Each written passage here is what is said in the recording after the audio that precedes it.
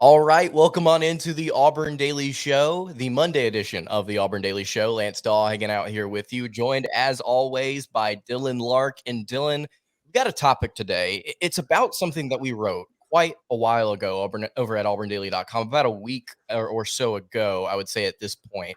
But it's a topic I think we need to discuss. Obviously, one of the most important things coming into this offseason. I think a question a lot of Auburn fans had: what is Hugh Freeze, the new head coach for the Tigers, going to do with the quarterback position? Obviously, Robby Ashford, the incumbent, he is back for another season after starting 10 games for the Tigers. And I wrote an article kind of diving into some statistics, explaining maybe what we could expect from Robby Ashford or another quarterback that Hugh Freeze may go out and get through the transfer portal.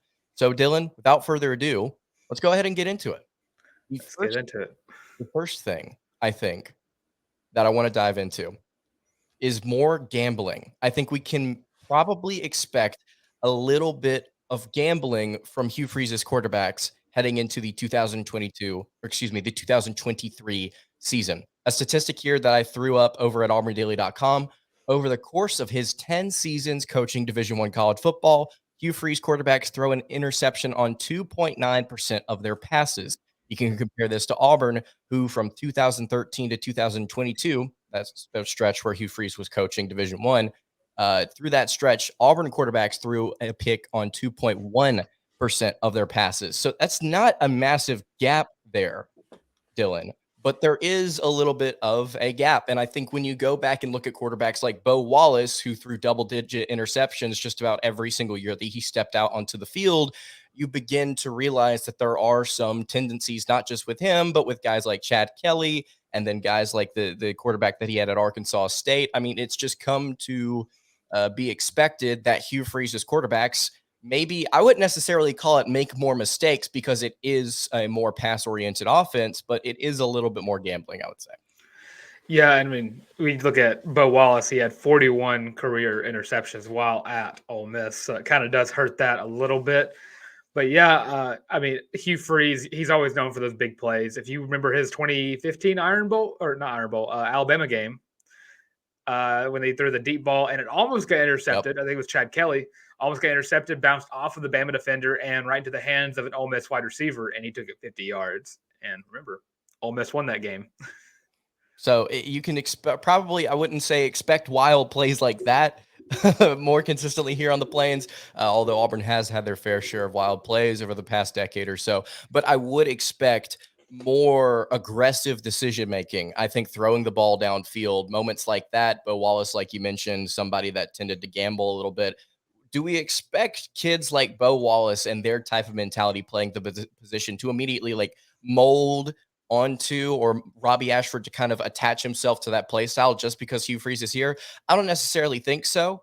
But you do expect, I think, Auburn to throw the ball more. And with that, I think comes more interceptions. Another interesting note here: only twice has Auburn eclipsed double digit interceptions since 2013. Hugh Freeze quarterbacks have done it 7 out of his 9 seasons coaching outside of that Arkansas State season, I believe. So, yeah, Auburn quarterbacks are probably going to be in for throwing the ball a little bit more. And with that, come turnovers. Go ahead. You have something we want to say? Oh yeah, when you compare like quarterbacks, I think Bo Wallace. When you think of Bo Wallace gambling all the time, you got to remember Bo Wallace wasn't really the dual threat. He's probably the least dual threat out of all the Hugh Freeze quarterbacks. Yep. So you look at like someone like Chad Kelly, who had 31 touchdowns to 13 interceptions in his best season in 2015, but he also rushed for 500 yards and 10 touchdowns on the ground as well. And of course, the one we all compare Robby Ashford to is Malik Willis, who we all know was molded into a top or a day 2 NFL draft pick, who also had less than 10 interceptions in his best season, and he also had 14 touchdowns on the ground. You notice something interesting there about the rushing yards. It's actually something that we're going to get to in just a minute, as something with Hugh Freeze quarterbacks and what they do on the ground. Before we move on, though, we've been talking here about maybe quarterbacks taking a little bit more of a gambling approach to the game, taking some more chances. Speaking of maybe throwing some things out there on the line, sports related, today's episode is brought to you by Prize Picks. This season, Auburn Daily has partnered with Prize Picks to bring some fun and variety to the picks for 2023. In case you don't know, Prize Picks is a free app that allows you to choose any 2, 3, 4, 5, or 6 players from any sport in your wagers, and you can predict the over or under for the next game and win big prizes if they do well. They've also got things like flex options. So if you pick, I guess, like maybe 5 different over-unders from a few different sports, if you get only 3 of those correct, you can still get paid in the same parlay. And then best of all, Auburn Daily is giving you a promo code to receive double on your first deposit. You can use promo code Auburn, AUBURN, to receive double on your first deposit up to $100. Again, that is promo code Auburn for double on your first deposit. And hey, maybe if you're not doing some baseball as the season gets underway here in a couple of, not a couple of weeks, a few weeks, maybe you want to dive into some NBA basketball, some college basketball. We would highly encourage you guys to try and win some money with Prize Picks and Auburn Daily.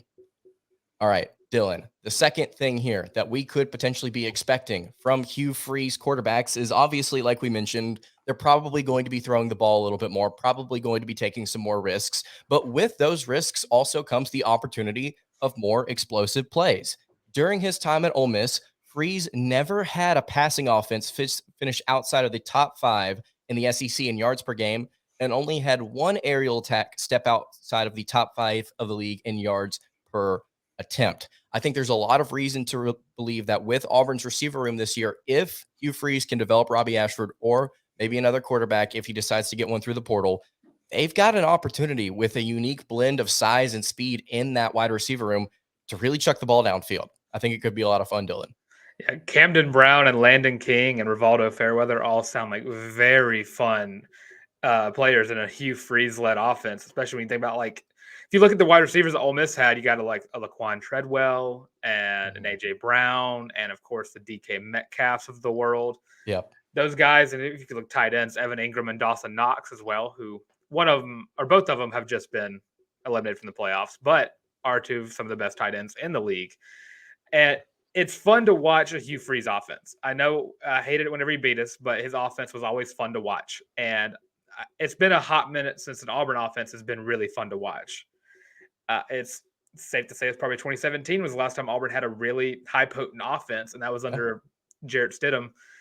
And I think if Hugh Freeze had a Jarrett Stidham, probably be a Heisman contender in that same season.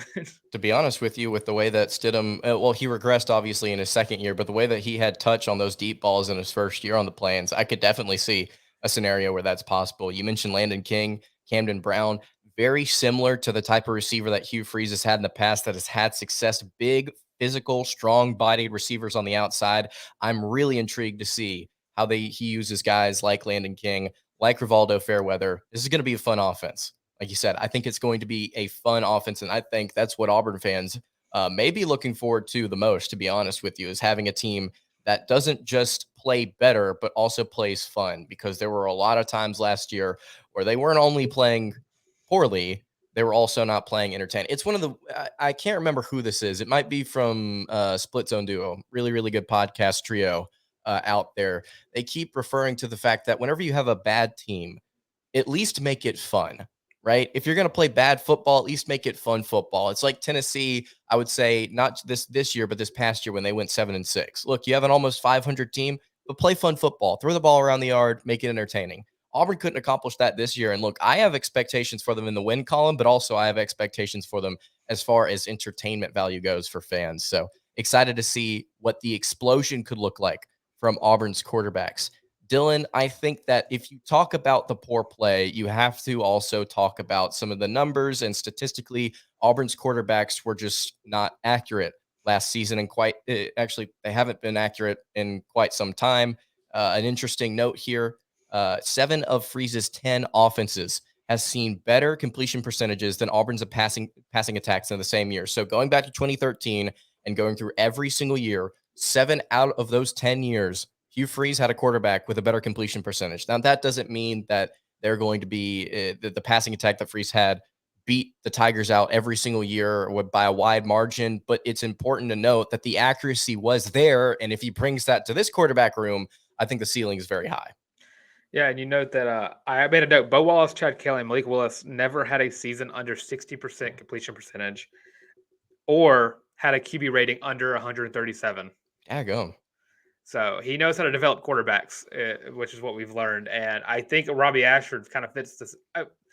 I say this week in and week out in every podcast I've ever been on. Robby Ashford looks like Malik Willis. He plays like him. And I say Malik Willis was the best quarterback that Hugh Freeze has ever coached. And I don't think that's a hot take in the slightest. I think Chad Kelly was a good quarterback, but he was also not as high potent as a Malik Willis or as fast as Malik Willis. I think Robby Ashford has him beat in the speed department. I know we're going to talk about dual threat ability in a second, but I just love a dual threat quarterback. But Robby Ashford does not need help running the ball more than he needs help with accuracy. And I remember that one touchdown pass he had in the Iron Bowl to Javarius Johnson.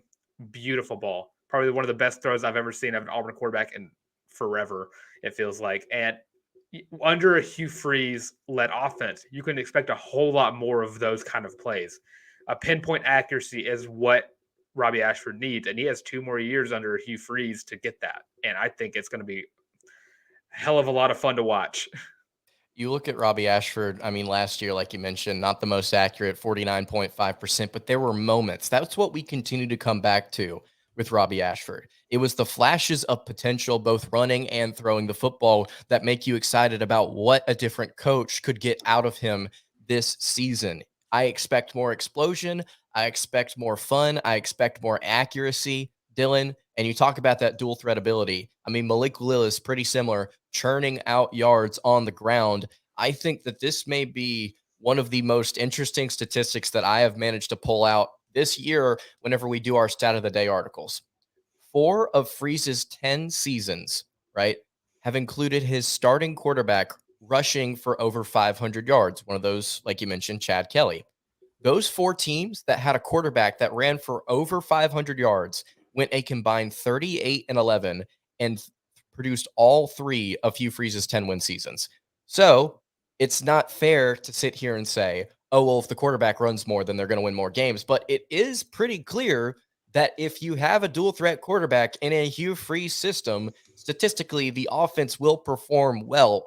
But like I said, part of it is the fact that the defense has to perform well. I believe the defense in those 4 years averaged like 20.5 points per game allowed. They were top 25 in total defense nationally on average. So you got to have some help on that side of the ball. I'm not saying that Robby Ashford, if he runs for a 700, 800 yards this season, he's going to be a Heisman contender and Auburn's going to the playoff. But there should be an expected result based on what we've seen Hugh Freeze systems do in the past. And it's really going to help this year because you have a whole new look offensive line in front of him. Mm-hmm.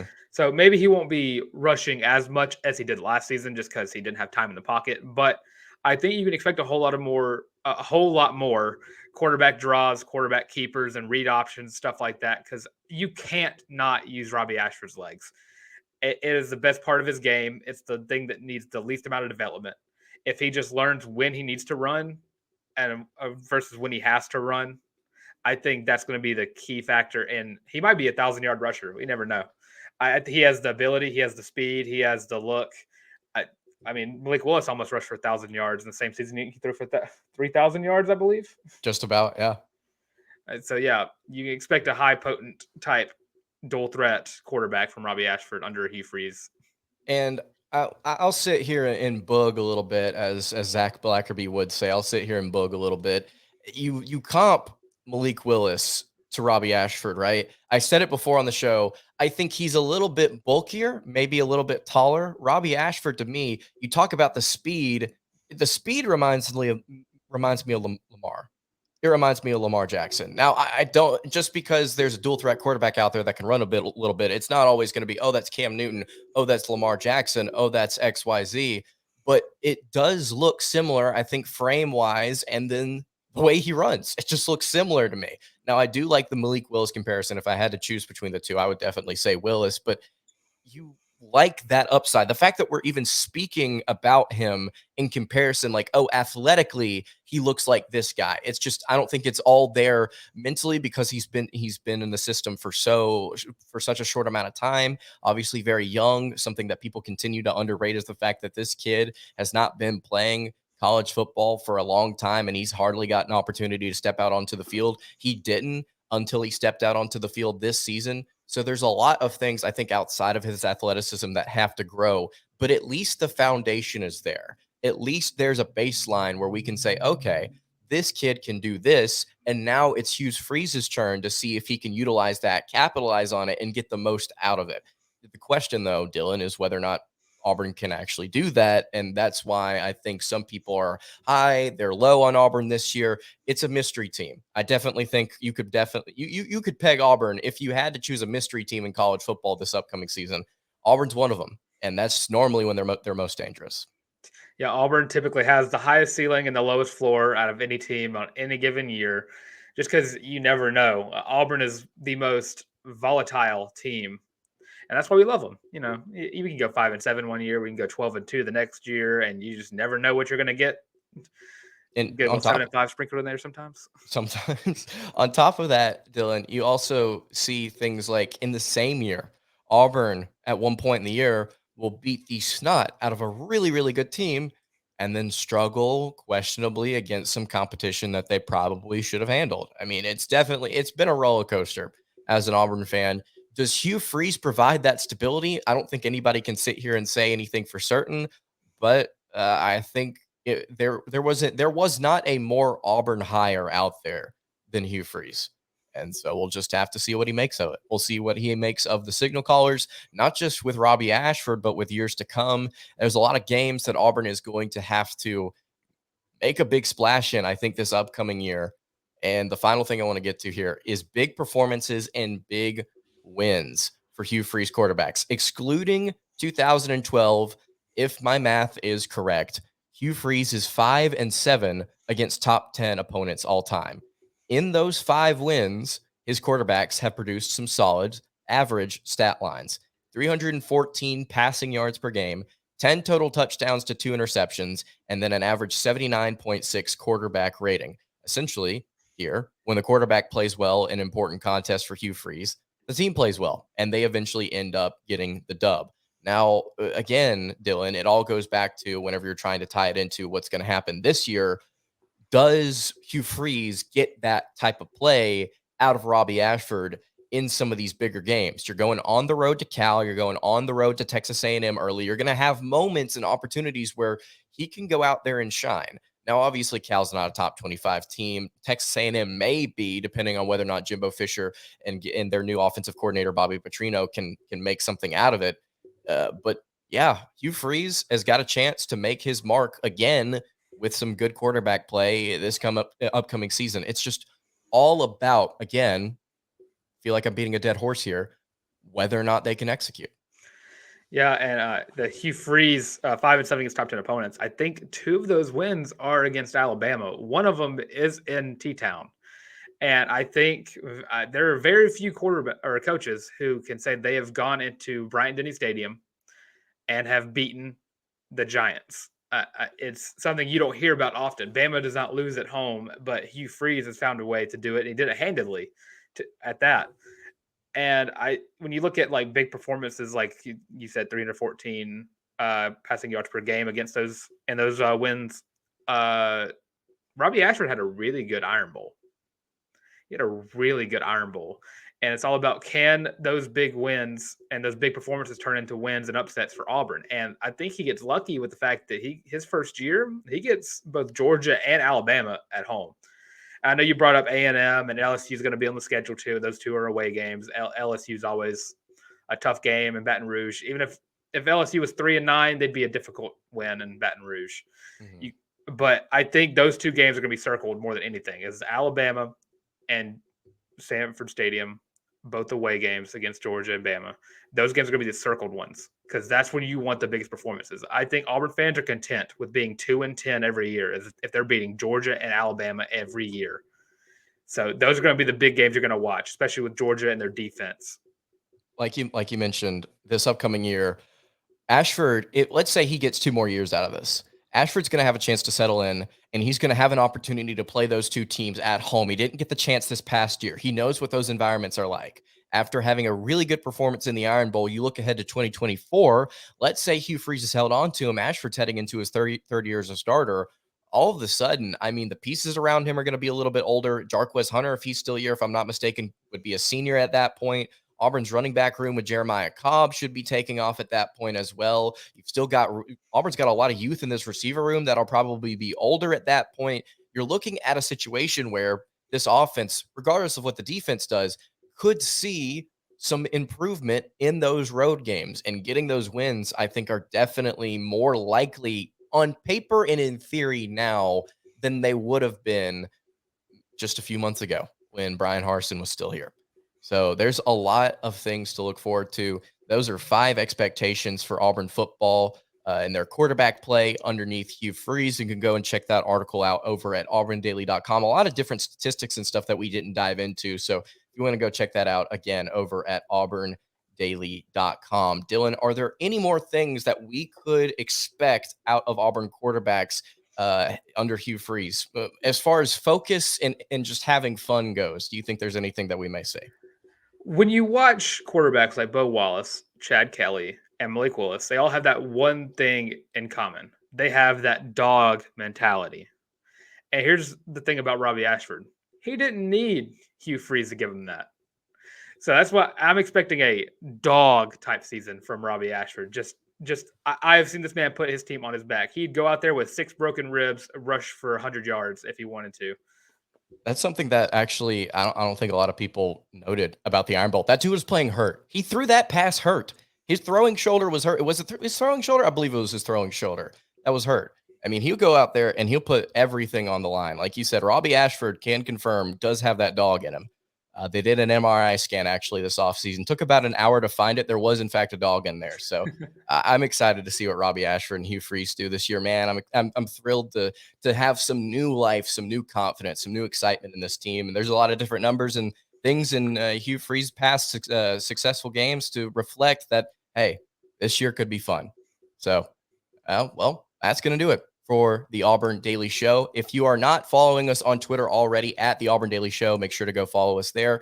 You can read all of our content over at auburndaily.com. You can also follow Dylan and I on Twitter at ya boy the tank, at Lance Dawe _ And hey, again, just want to remind you guys, check out Prize Picks, sponsor of today's episode. Use code Auburn for up to $100 doubled on your first deposit. Again, that's going to do it. Hope to see you guys all tomorrow. Zach and Lindsay on the show with you guys tomorrow. Going to be talking about Keldrick Falk earning his 5th star. The Tigers have signed a 5-star for the first time in half a decade. They'll be breaking it down for you. It's going to be awesome. Hope to see you guys then. Hope you guys have a great rest of your day, and God bless.